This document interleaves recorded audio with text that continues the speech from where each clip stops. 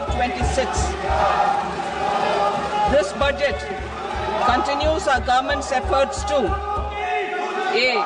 Accelerate growth, B. Secure inclusive development, C. Invigorate private sector investments, D. Uplift household sentiments, and E. Enhance spending power of India's rising middle class. Together, we embark on a journey to unlock our nation's tremendous potential for greater prosperity and global positioning under the leadership of Honorable Prime Minister Shri Narendra Modi. As we complete the first quarter of the 21st century, continuing geopolitical headwinds suggest lower global economic growth over the medium term. However, our aspiration for a Vikasit Bharat inspires us, and the transformative work we have done during our government's first 2 terms guides us to march forward resolutely. Our economy is the fastest growing among all major economies. Our development track record for the past 10 years and structural reforms have drawn global attention. Confidence in India's capability and potential has only grown in this period. We see the next 5 years as a unique opportunity to realize Sabka Vikas, stimulating balanced growth of all regions. The great Telugu poet and playwright Gurujada Apparao had said, "Deshamante matti kadoy, deshamante manushuloy," meaning a country is not just its soil, a country is its people. In line with this, for us, Vikasit Bharat encompasses zero poverty, 100% quality good school education, access to high quality, affordable and comprehensive health care, 100% skilled labor with meaningful employment, 70% women in economic activities, and farmers making our country the food basket of the world. In this budget, the proposed development measures span 10 broad areas, focusing on Garib, Youth, Annadata, and Nari, spurring agricultural growth and productivity, building rural prosperity and resilience, taking everyone together on an inclusive growth path, boosting manufacturing and furthering Make in India, supporting MSMEs, enabling employment-led development, investing in people, economy, and innovation, securing energy supplies, promoting exports, and nurturing innovation. For this journey of development, our 4 powerful engines are agriculture, MSME, investments, and exports. The fuel, our reforms, our guiding spirit, inclusivity, and the destination, Vikasit Bharat. This budget aims to initiate transformative reforms across 6 domains. During the first 5 years, these will augment our growth potential and global competitiveness. The domains are taxation, power sector, urban development, mining, financial sector, and regulatory reforms. Agriculture as the first engine. Now I move to specific proposals, beginning with agriculture as the first engine.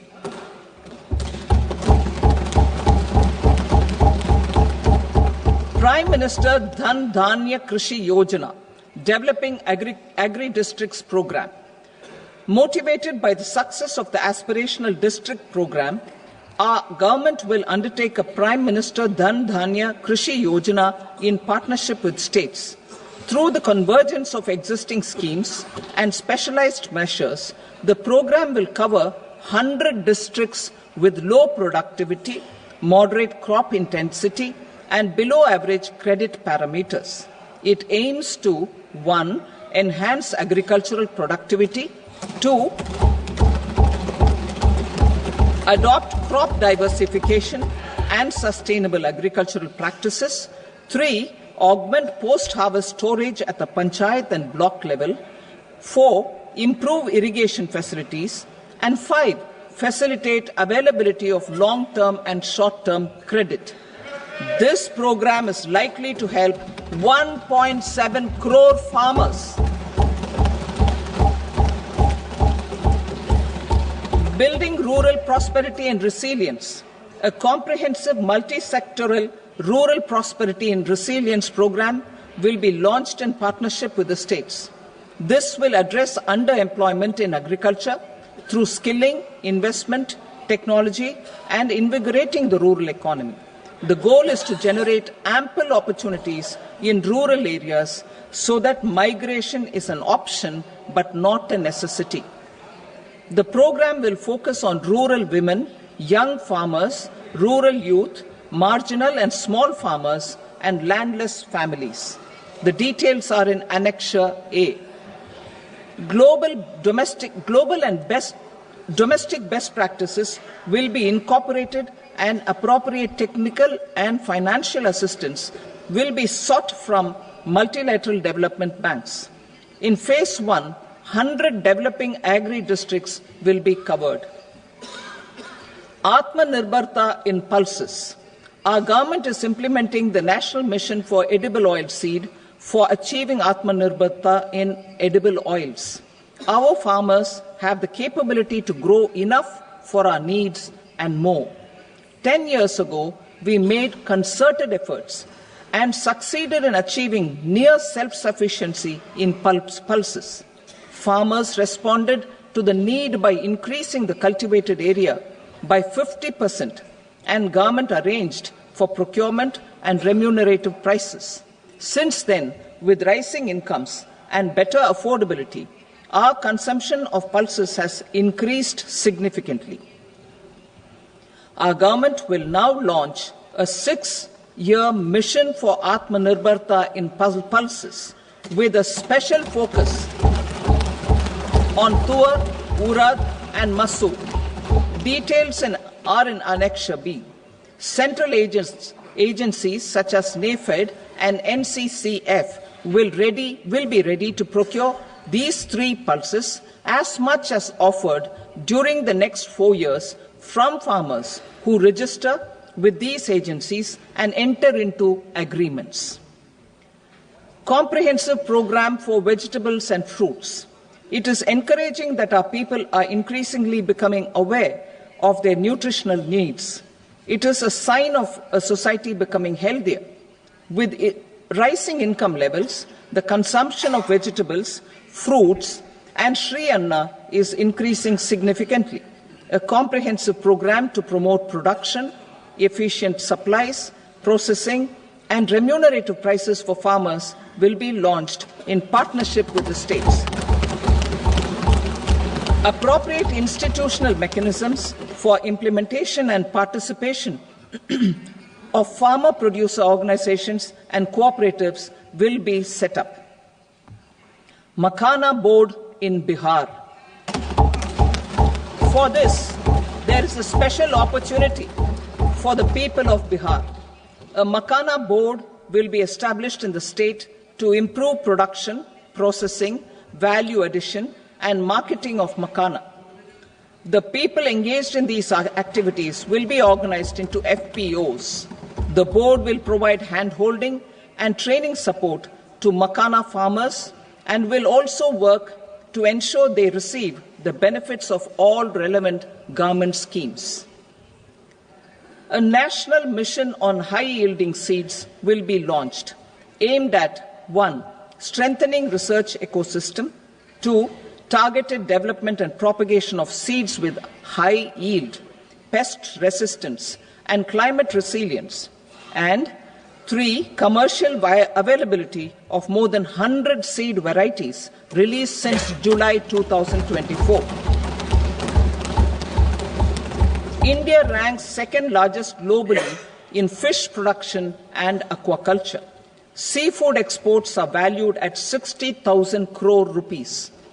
To unlock the untapped potential of the marine sector, our government will bring in an enabling framework for sustainable harnessing of fisheries from Indian exclusive economic zone and high seas, with a special focus on the Andaman and Nicobar and Lakshadweep Islands.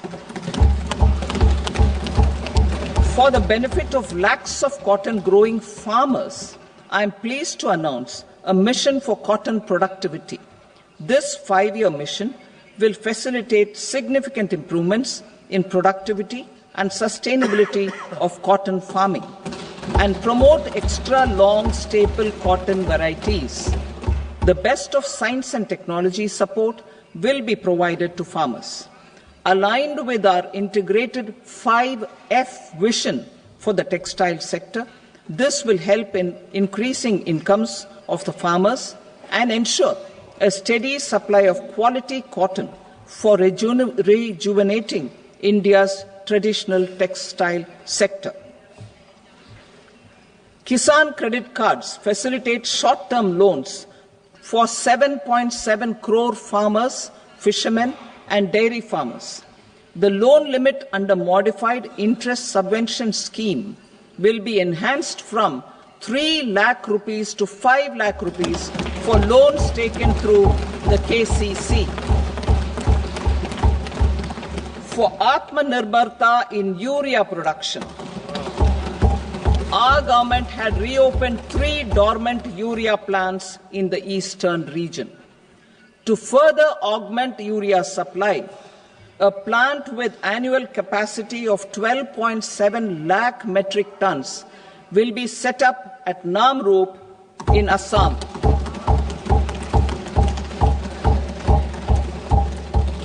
India Post, with 1.5 lakh rural post offices, complemented by the India Post Payment Bank and a vast network of 2.4 lakh Dak Sevaks, will be repositioned to act as a catalyst for the rural economy. Details are at Annexure C. India Post will also be transformed as a large public logistics organization. This will meet the rising needs of Vishwakarmas, new entrepreneurs, women, self-help groups, MSMEs, and the large business organizations. Our government will provide support to NCDC for its lending operations for the cooperative sector.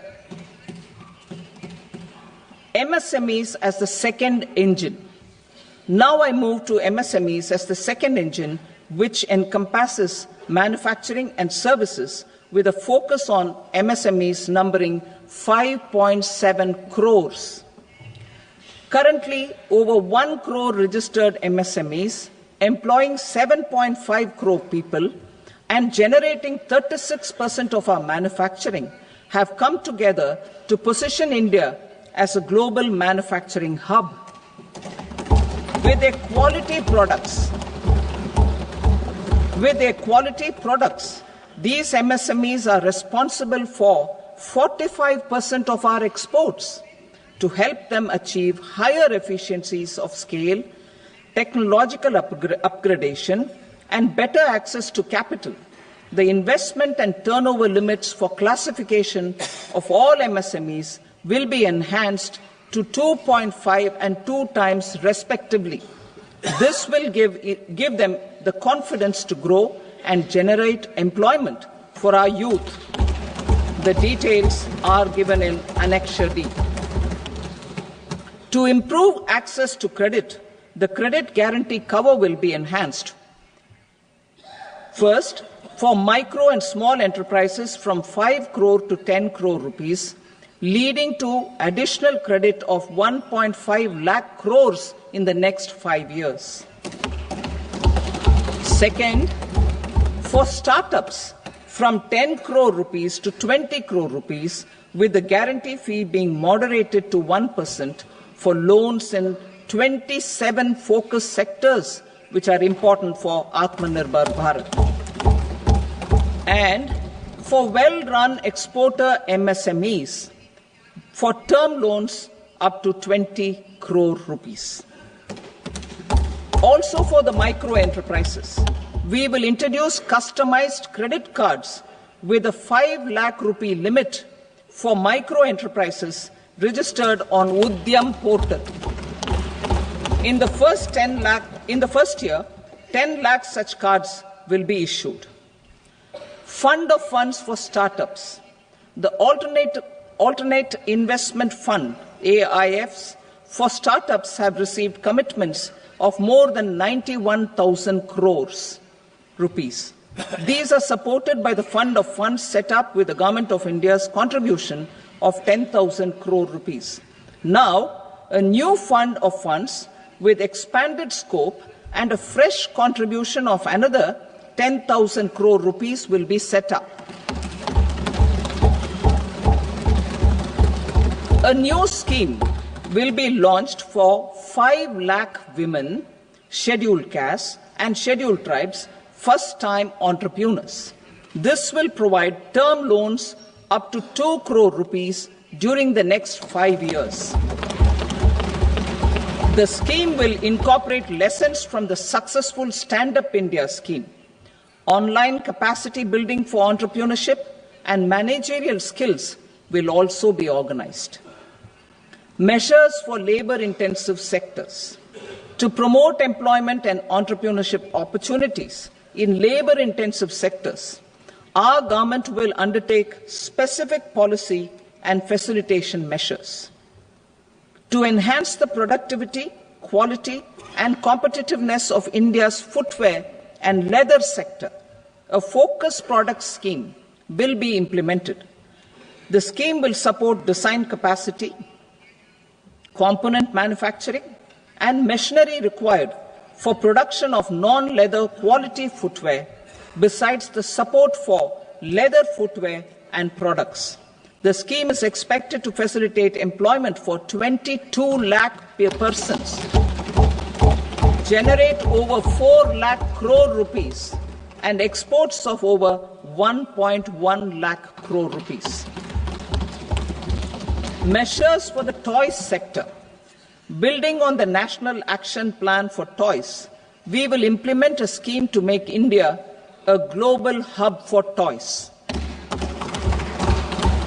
The scheme will focus on development of clusters, skills, and a manufacturing ecosystem that will create high-quality, unique, innovative, and sustainable toys that will represent the Made in India brand. Support for food processing. In line with our commitment towards Purvodaya, we will establish a National Institute of Food Technology, Entrepreneurship and Management in Bihar. The institute will provide a strong fillip to food processing activities in the entire eastern region. This will result in 1. Enhanced income for the farmers through value addition to their produce, and 2. Skilling entrepreneurship and employment opportunities for the youth. Manufacturing mission, furthering Make in India. Our government will set up a national manufacturing mission covering small, medium and large industries for furthering Make in India by providing policy support, execution roadmaps, governance and monitoring framework for central ministries and states. Details are in Annexure E. Given our commitment to climate-friendly development, the mission will also support clean tech manufacturing. This will aim to improve domestic value addition and build our ecosystem for solar PV cells, EV batteries, motors and controllers, electrolyzers, wind turbines, very high voltage transmission equipment and grid-scale batteries. Investment as the third engine. Now I move to investment as the third engine, which encompasses investing in people, investing in the economy, and investing in innovation. Investing in people. Saksham Anganwadi and Poshan 2.0. Saksham Anganwadi and Poshan 2.0 program provides nutritional support to more than 8 crore children. 1 crore pregnant women and lactating mothers all over the country, and about 20 lakh adolescent girls in aspirational districts and the Northeast region. The cost norms for these nutritional support will be enhanced appropriately. Atal Tinkering Labs. 50,000 Atal Tinkering Labs will be set up in government schools in the next 5 years to cultivate the spirit of curiosity and innovation and foster a scientific temper among young minds. Broadband connectivity to government secondary schools and PHCs. Broadband connectivity will be provided to all government secondary schools and primary health centers in rural areas under the BharatNet project. Bharatiya Bhasha Pustak Scheme. We propose to implement a Bharatiya Bhasha Pustak scheme to provide digital form Indian language books for schools and for higher education.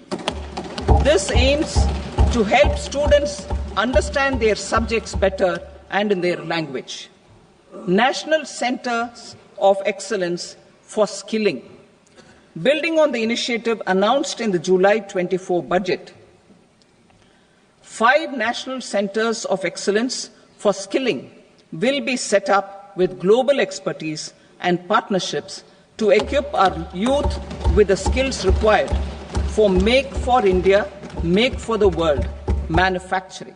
The partnership will cover curriculum design, training of trainers, and a skills certification framework and periodic reviews. Expansion of capacity in IITs. Total number of students in 23 IITs has increased 100% from 65,000 to 1.35 lakh in the past 10 years.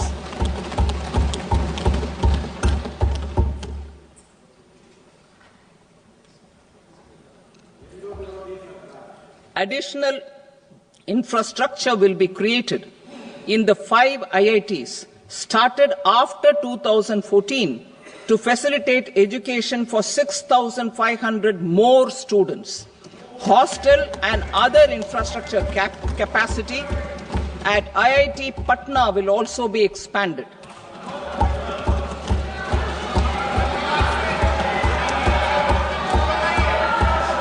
Center of Excellence.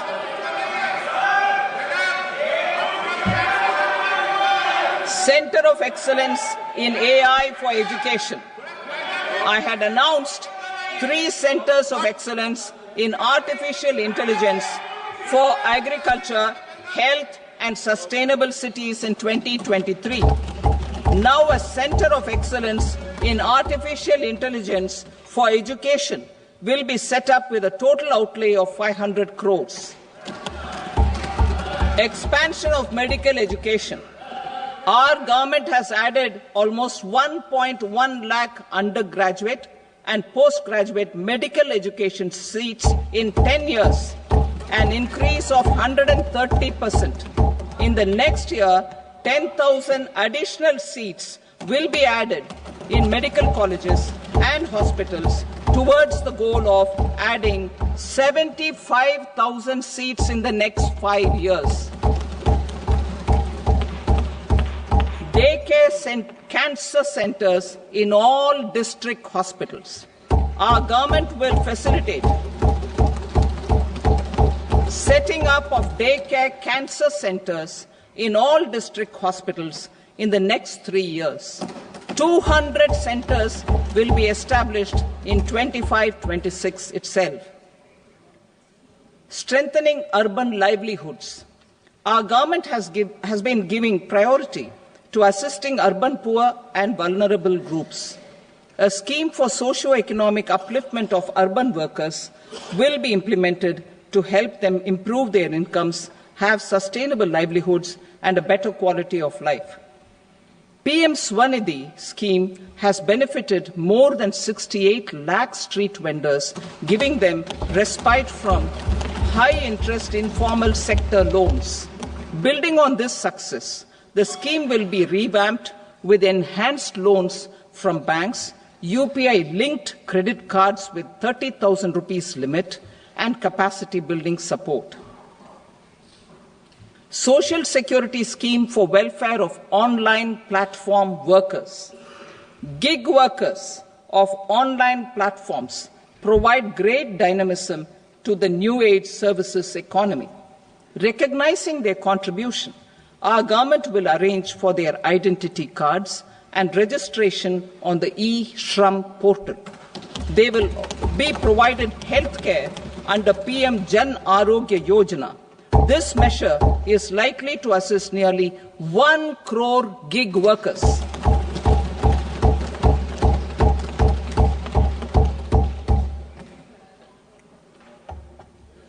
Investing in the economy, public-private partnership in infrastructure. Each infrastructure-related ministry will come up with a 3-year pipeline of projects that can be implemented in PPP mode.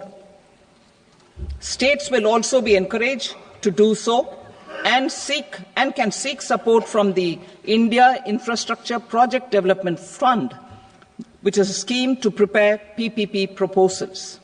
Support to states for infrastructure. An outlay of 1.5 lakh crore is proposed for the 50-year interest-free loans to states for capital expenditure and incentives for reforms. Building on the success of the first asset monetization plan announced in 2021, the second plan for 2025 to 30 will be launched to plow back capital of 10 lakh crore in new projects. Regulatory and fiscal measures will be fine-tuned to support the plan. Jal Jeevan Mission. Since 2019, 15 crore households representing 80% of India's rural population have been provided access to portable tap water connections. To achieve 100% coverage, I am pleased to announce the extension of this mission until 2028 with an enhanced total outlay. The mission's focus will be on the quality of infrastructure and O&M of rural piped water supply schemes through Jan Bhagidari. A separate MOU or separate MOUs will be signed with the states and union territories to ensure sustainability and citizen-centric water services delivery. Urban sector reforms. Building on the July budget proposals, urban sector reforms related to governance, municipal services, urban land and planning will be incentivized. Urban Challenge Fund. The government will set up an urban challenge fund of 1 lakh crore rupees to implement the proposals for cities as growth hubs, creative redevelopment of cities, and for water and sanitation purposes announced in the July budget. This fund will finance up to 25% of the cost of bankable projects, with a stipulation that at least 50% of the cost is funded from bonds, bank loans, and PPPs. An allocation of 10,000 crore is proposed in 2025-26. Power sector reforms. We will incentivize electricity distribution reforms and augmentation of intra-state transmission capacity by states. This will improve financial health and capacity of electricity companies. Additional borrowing of 0.5% of GSDP will be allowed to states contingent on these reforms. Nuclear energy mission for Vikasit Bharat. Development of at least 100 gigawatt of nuclear energy by 2047 is essential for our energy transition efforts. For an active partnership with the private sector towards this goal, amendments to the Atomic Energy Act and the Civil Liability for Nuclear Damage Act will be taken up. A nuclear energy mission for research and development of small modular reactors with an outlay of 20,000 crore will be set up. At least 5 indigenously developed small modular reactors will be operationalized by 2033. Shipbuilding. The shipbuilding financial assistance policy will be revamped to address cost disadvantages. This will also include credit notes for shipbreaking in Indian yards to promote the circular economy. Large ships above a specified size will be included in the infrastructure harmonized master list.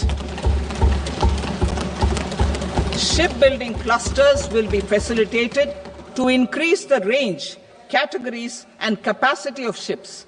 This will include additional infrastructure, facilities, skilling, and technology to develop the entire ecosystem. Maritime Development Fund. For long-term financing for the maritime industry, a Maritime Development Fund with a corpus of 25,000 crore rupees will be set up. This will be for distributed support and promoting competition. This will have up to 49% contribution by the government, and the balance will be mobilized from ports and from private sector. UDAN regional connectivity schemes. UDAN has enabled 1.5 crore middle-class people to meet their aspirations for speedier travel. The scheme has connected 88 airports, and operationalized 619 routes.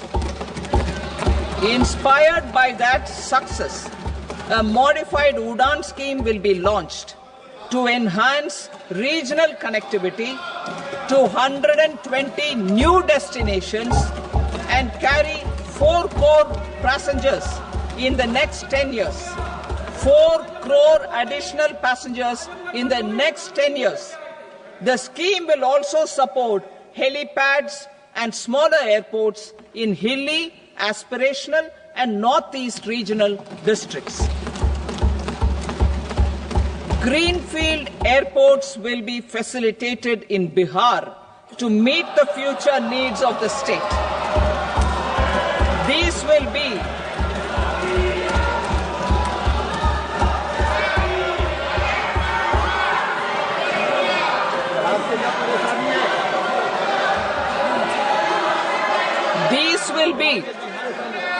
These will be in addition to the expansion of the capacity of Patna Airport and a brownfield airport in Beta.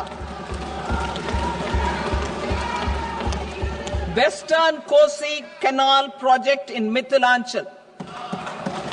Financial support will be provided for the Western Kosi Canal ERM project, benefiting a large number of farmers cultivating over 50,000 hectares of land in the Mithilanchal region of Bihar. Mining sector reforms. Mining sector reforms, including those for minor minerals, will be encouraged through sharing of best practices and institutions of a state mining index. A policy for recovery of critical minerals from tailings will be brought out. Under the special window for affordable and mid-income housing, SWAMI, 50,000 dwelling units in stressed housing projects have been completed and keys handed over to home buyers.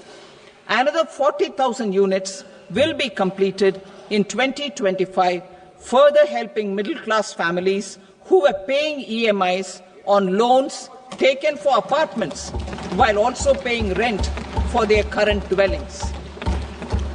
Building on this success, SWAMI Fund 2 will be established as a blended finance facility with contribution from the government, banks, and private investors. This fund of 15,000 crore rupees will aim for expeditious completion of another 1 lakh units. PM Gati Shakti data for private sector. For furthering PPPs and assisting the private sector in project planning, access to relevant data and maps from the PM Gati Shakti portal will be provided.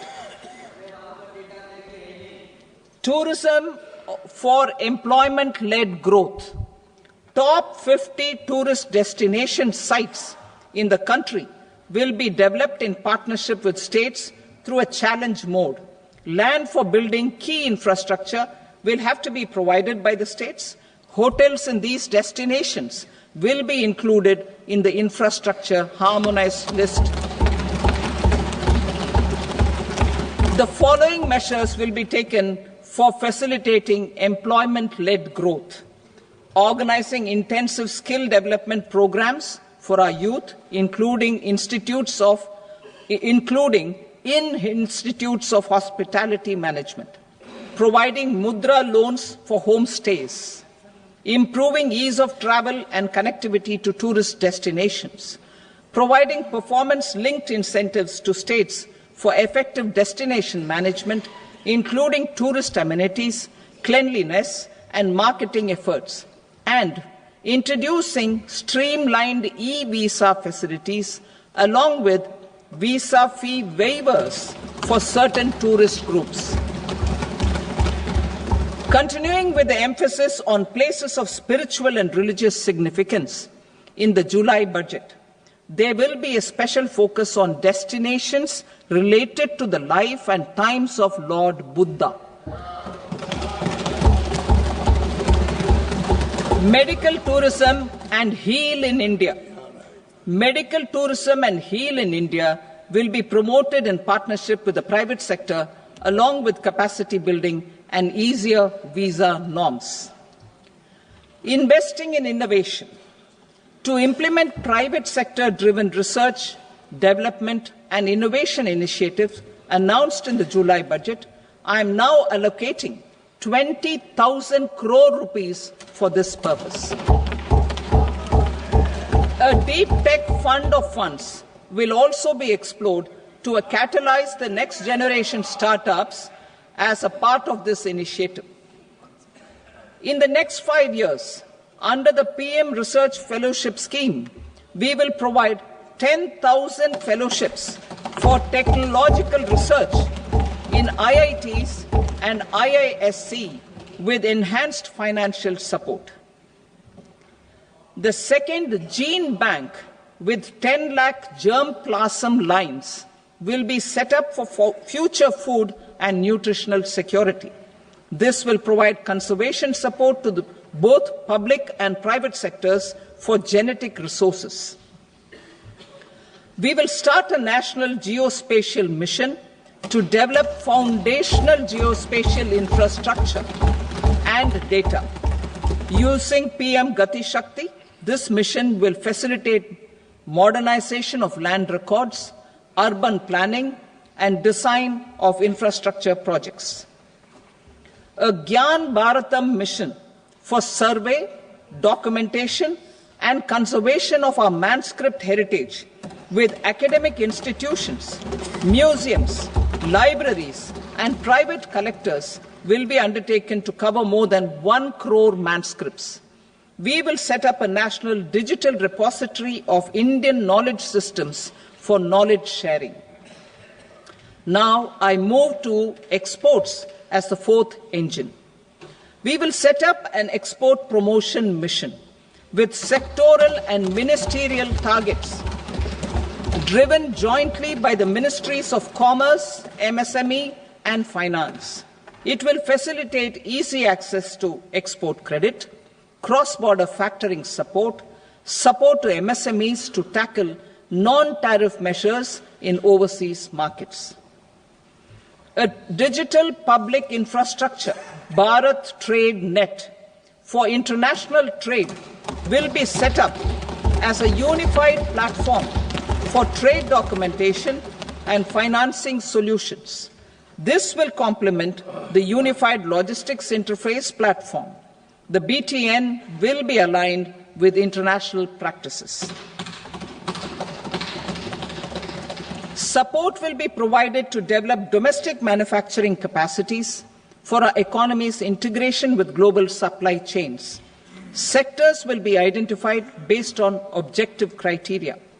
Facilitation groups with participation of senior officers and industry representatives will be formed for select products and supply chains.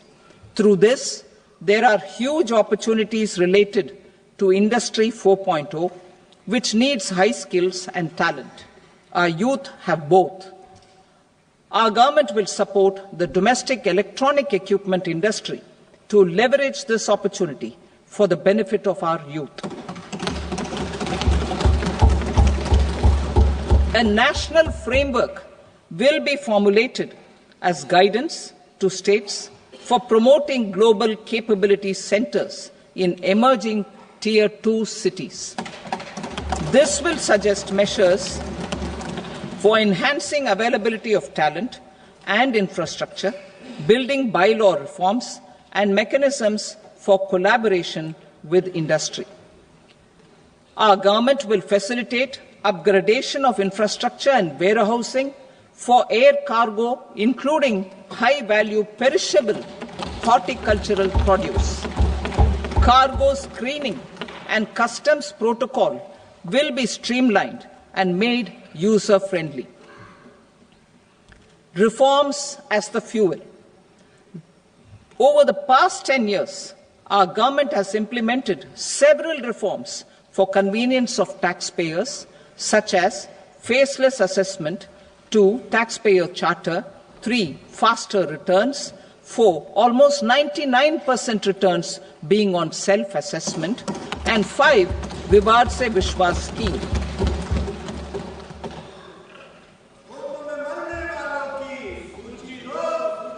Continuing these efforts, I reaffirm the commitment of the tax department to trust first, scrutinize later.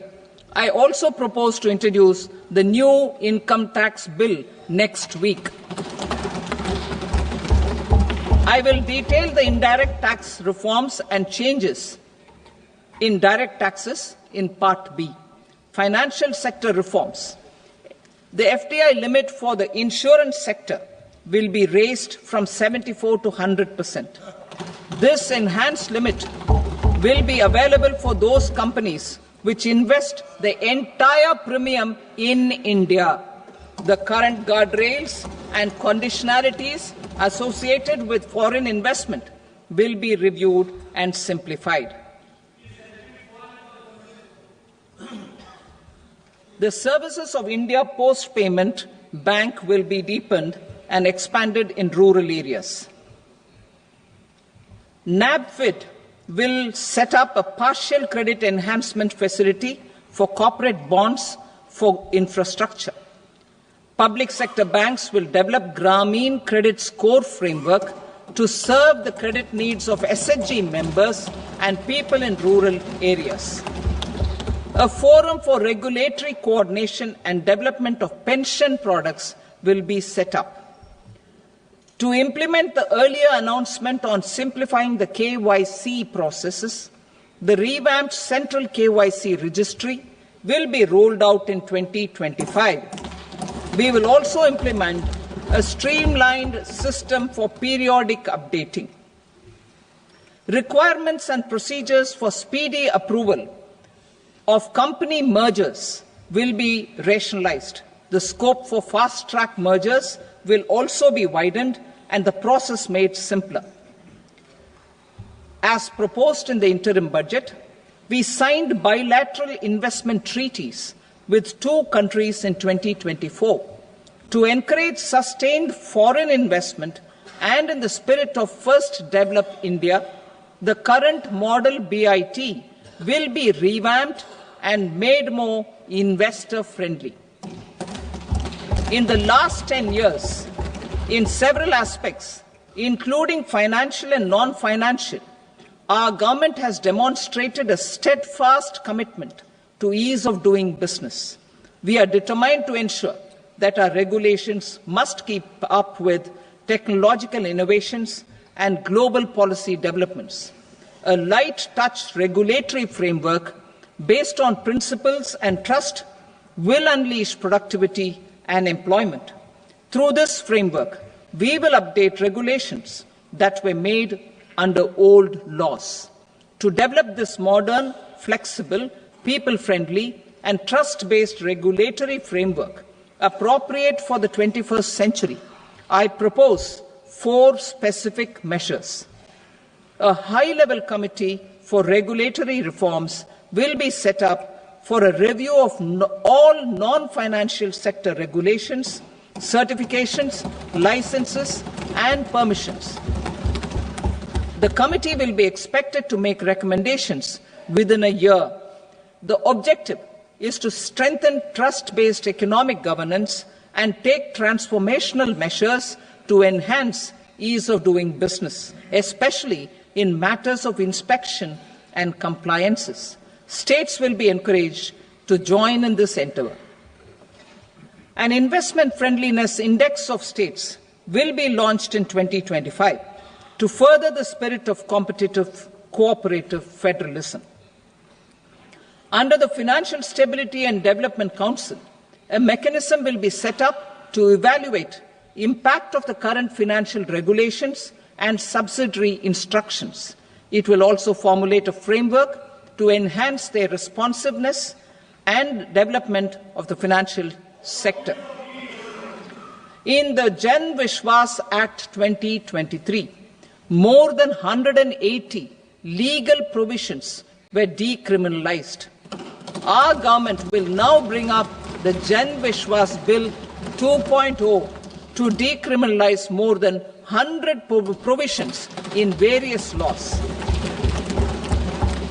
I now move to fiscal policy. In the July budget, I had committed to staying the course for fiscal consolidation. Our endeavour will be to keep the fiscal deficit each year such that central government debt remains on a declining path as a percentage of the GDP. The roadmap for the next 6 years has been detailed in the FRBM statement. Revised estimates for 2024-25.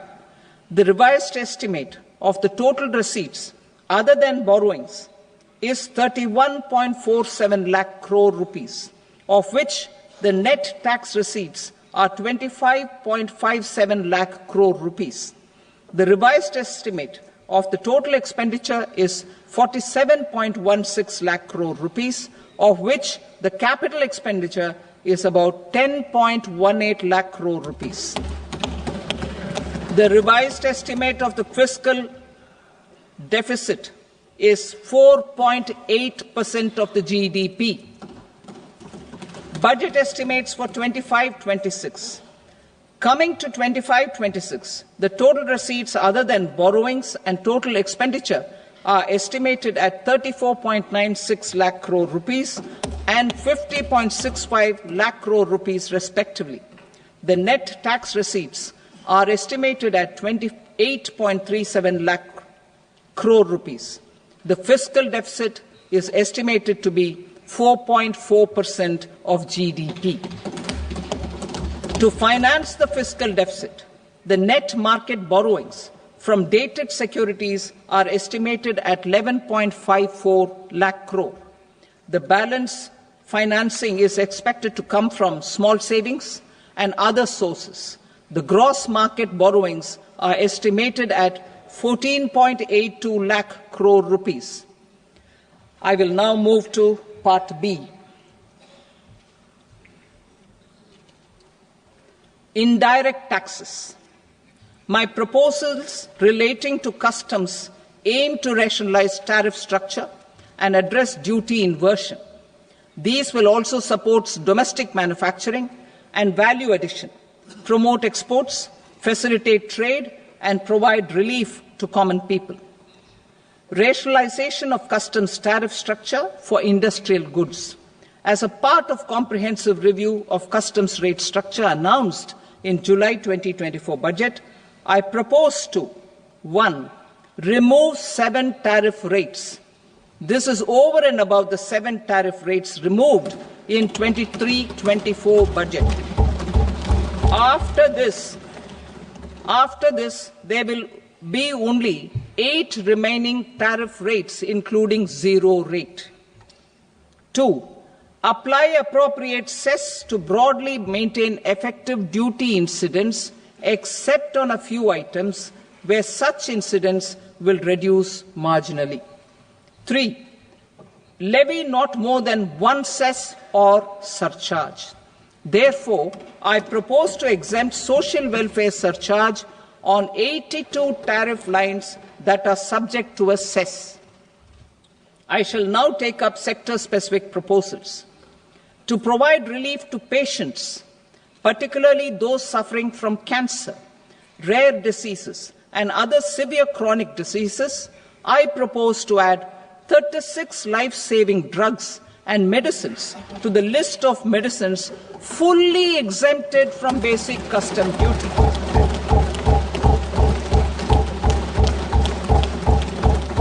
I also propose to add 6 life-saving medicines to the list attracting concessional custom duty of 5%.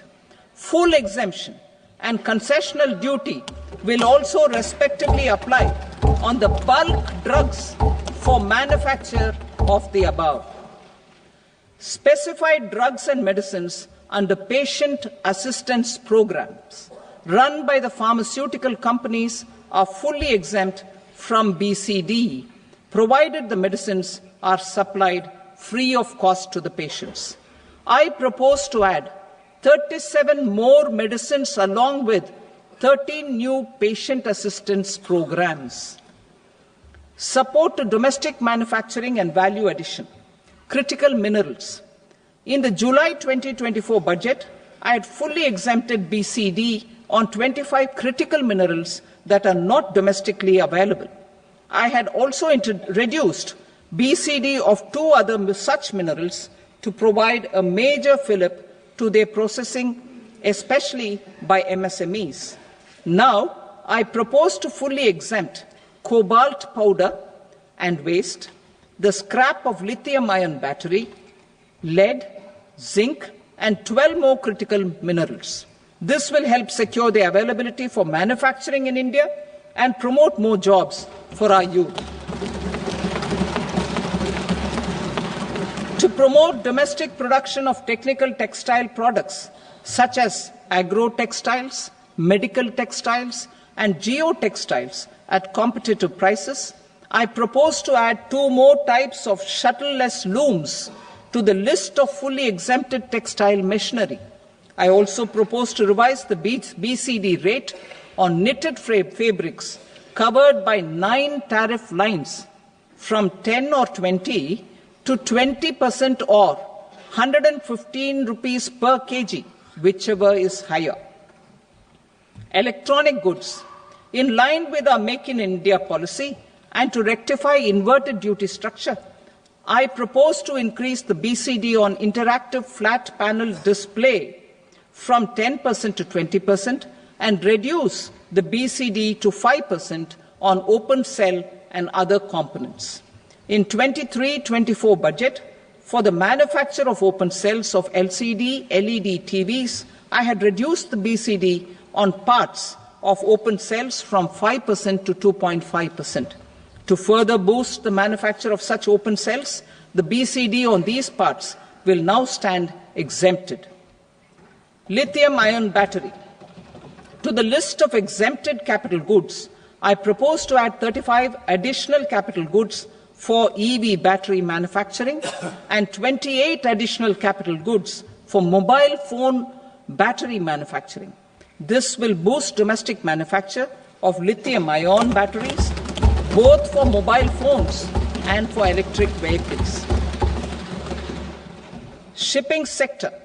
Considering that shipbuilding has a long gestation period, I propose to continue the exemption of BCD on raw materials, components, consumables, or parts for the manufacture of ships for another 10 years.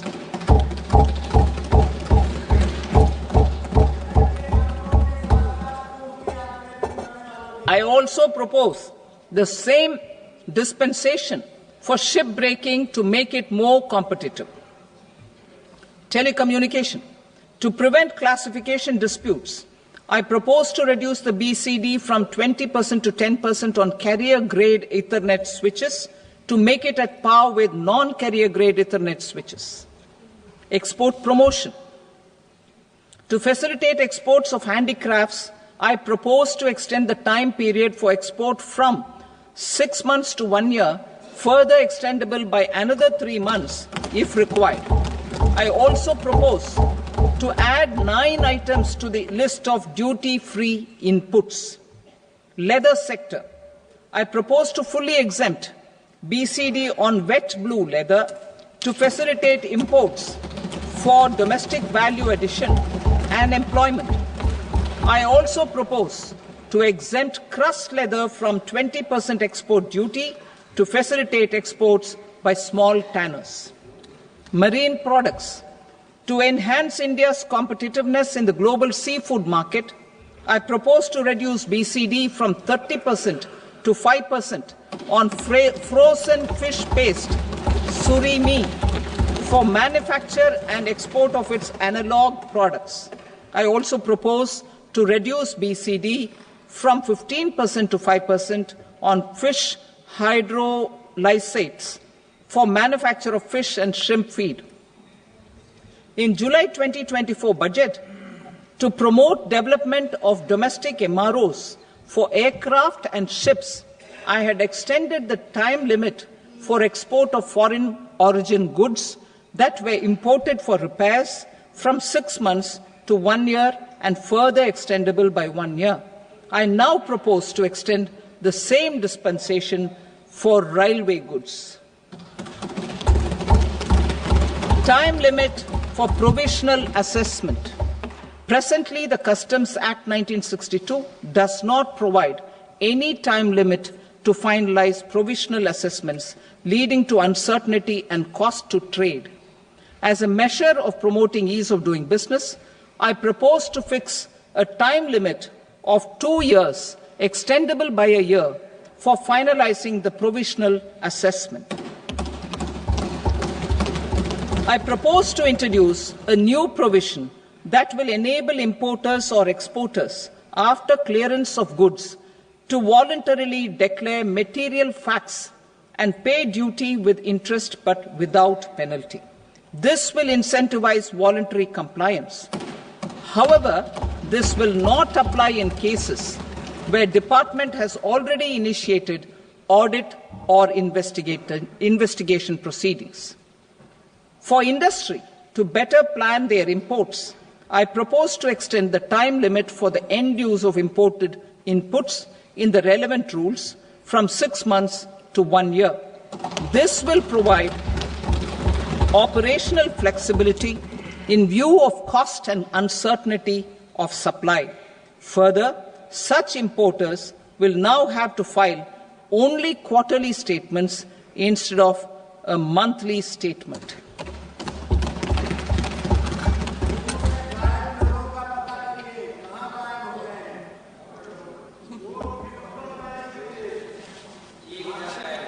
I now come to my direct tax proposals.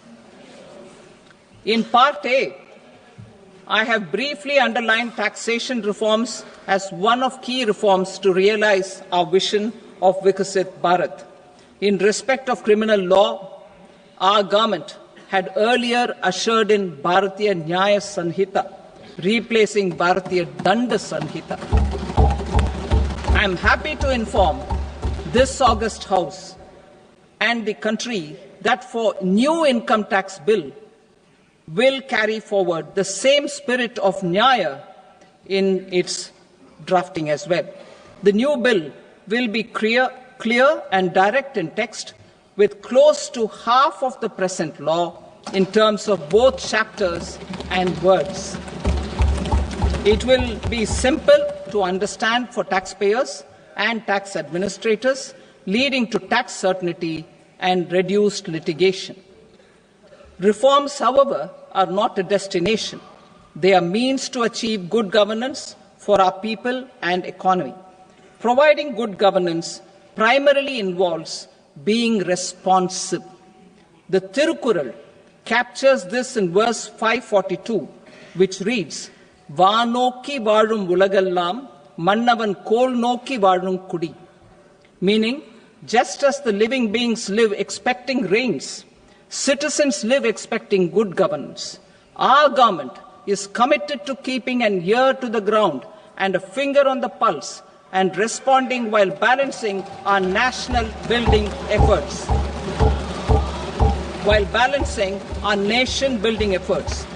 The following measures will detail just how our government will, under the guidance of PM Modi, has taken steps to understand and address. I repeat that sentence, sir. The following measures will detail just how our government, under the guidance of PM Modi, has taken steps to understand and address the needs voiced by our citizens. My tax proposals are guided by this spirit. The objectives of my proposals are as follows. Personal income tax reforms with special focus on middle class. Rationalization of TDS and TCS for easing difficulties. Encouraging voluntary compliance. Reducing compliance burden. Ease of doing business. Employment and investment. I will come to my proposal on personal income tax towards the end. TDS and TCS, rationalization for easing difficulties. I propose to rationalize tax deduction at source, TDS, by reducing the number of rates and thresholds above which TDS is deducted. Further, threshold amounts for tax deduction will be increased for better clarity and uniformity. The limit for tax deduction on interest for senior citizens is being doubled from the present 50,000 rupees to 1 lakh rupees. Similarly, the annual limit of 2.40 lakh rupees for TDS on rent is being increased to 6 lakh rupees. This will reduce the number of transactions liable to TDS, thus benefiting small taxpayers receiving small payments. The threshold to collect tax at source, the TCS, on remittances under RBI's liberalized remittance scheme, the LRS, is proposed to be increased from 7 lakh to 10 lakhs. I also propose to remove TCS on remittances for education purposes, where such remittances is out of a loan taken from a specified financial institution. Both TDS and TCS are being applied on any transaction related to sale of goods. To prevent such compliance difficulties, I propose to omit the TCS. I also propose that the provisions of the higher TDS deduction will now apply only in non-PAN cases. In July 2024, the delay for payment of TDS up to the due date of filing statement was decriminalized. I propose to provide the same relaxation to TCS provisions as well. The government under the leadership of Prime Minister Modi believes in Sabka Saath, Sabka Vikas, Sabka Vishwas and Sabka Prayas. In line with this, we brought in updated return facility in 2022 for voluntary compliance by taxpayers who had omitted to report their correct income. Our trust in taxpayers was proved right. Nearly 90 lakh taxpayers voluntarily updated their incomes by paying additional tax. Taking this trust further, I now propose to extend the time limit to file updated returns for any assessment year from the current limit of 2 years to 4 years. I propose to reduce the compliance burden for small charitable trusts and institutions by increasing their period of registration from 5 years to 10 years. It is also proposed that disproportionate consequences do not arise for minor defaults such as incomplete applications filed by charitable entities. Presently, taxpayers can claim the annual value of self-occupied properties as nil only on the fulfillment of certain conditions. Considering the difficulties faced by taxpayers, it is proposed to allow the benefit of 2 such self-occupied properties without any condition. To streamline the process of transfer pricing and to provide an alternative to yearly examination, I propose to introduce a scheme for determining arm's length price of international transaction for a block period of 3 years. This will be in line with global best practices. With a view to reduce litigation and provide certainty in international taxation, the scope of safe harbor rules is being expanded. A number of senior and very senior citizens have very old national savings schemes accounts. As interest is no longer payable on such accounts, I propose to exempt withdrawals made from NSS by individuals on or after 29th August 2024. I am also proposing to allow similar treatment to NPS Vatsalya accounts as is available to normal NPS accounts subject to overall limits.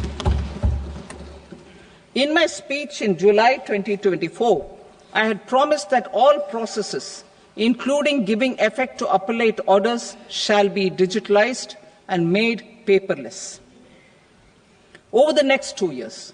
So I'm happy to announce that digitalization is being made operational now. In July 2024, we brought in the Vivad Se Vishwas scheme to resolve income tax disputes pending in appeal. The scheme has received a great response, with nearly 33,000 taxpayers having availed of the scheme to settle their disputes. I have a few proposals to promote investment and employment.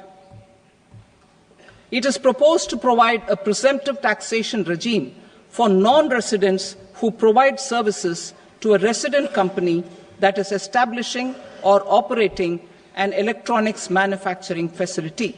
I further propose to introduce a safe harbor for tax certainty for non-residents who store components for supply to specified electronics manufacturing units. Presently, the tonnage tax scheme is available only to sea-going ships. The benefits of existing tonnage tax scheme are proposed to be extended to inland vessels registered under the Indian Vessels Act 2021 to promote inland water transport in the country. Extension for incorporation of startups. We continue to support the Indian startup ecosystem. I propose to extend the period of incorporation by 5 years to allow the benefit available to startups which are incorporated before 1/4/2030. In order to attract and promote additional activities in the IFSC, I am inter alia proposing specific benefits to ship leasing units, insurance offices, and treasury centers of global companies which are set up in IFSC. Further, to claim benefits, the cut-off date for commencement in IFSC has also been extended by 5 years to 31/3/2030. Category 1 and Category 2 AIFs are undertaking investments in infrastructure and other such sectors. I propose to provide certainty of taxation to these entities on the gains from securities, to promote funding from sovereign wealth funds and pension funds to the infrastructure sector. I propose to extend the date of making an investment by 5 more years up to 31st March 2030.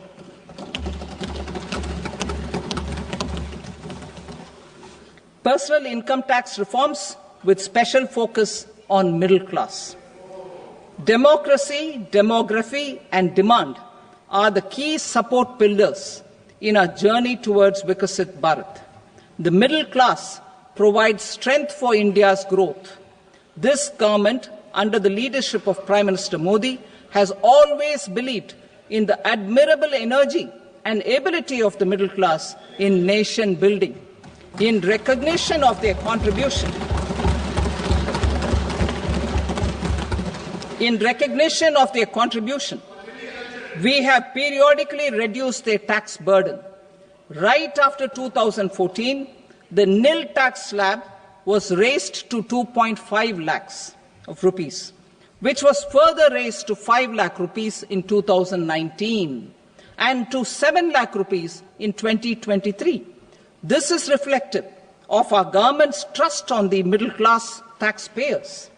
I am now happy to announce that there will be no income tax payable up to income of 12 lakh rupees.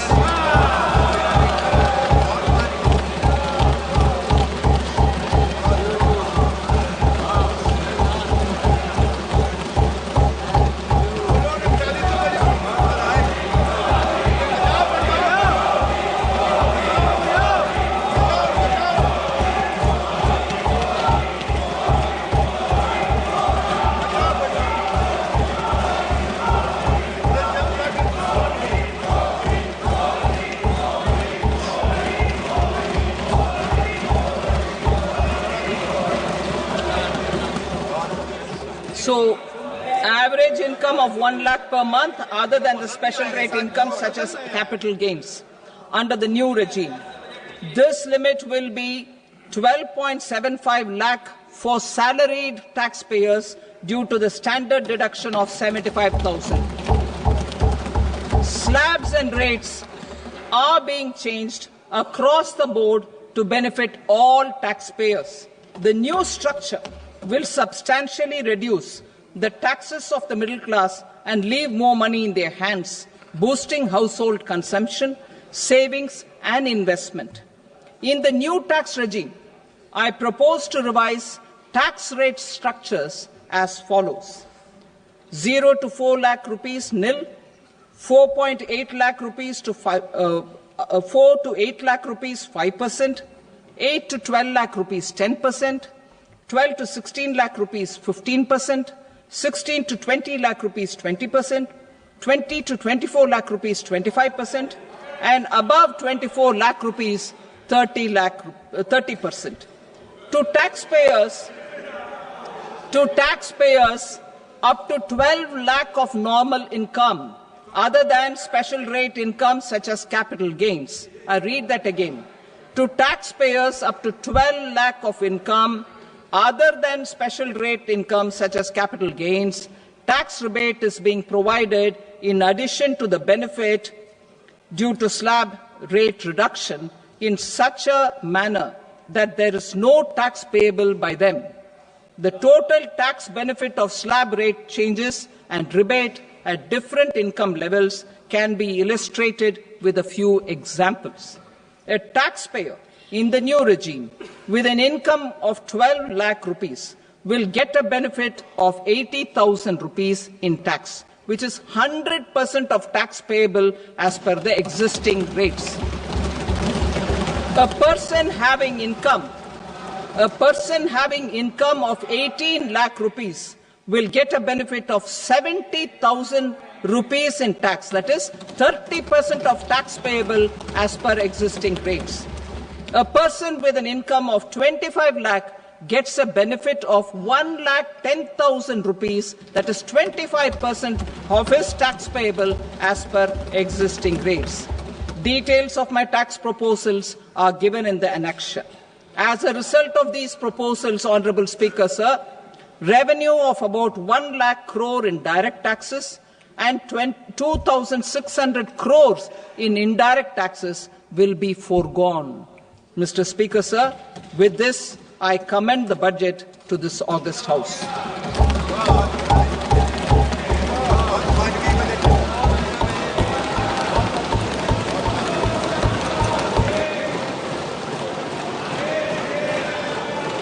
Item number 2, Srimati Nirmala Sitharaman.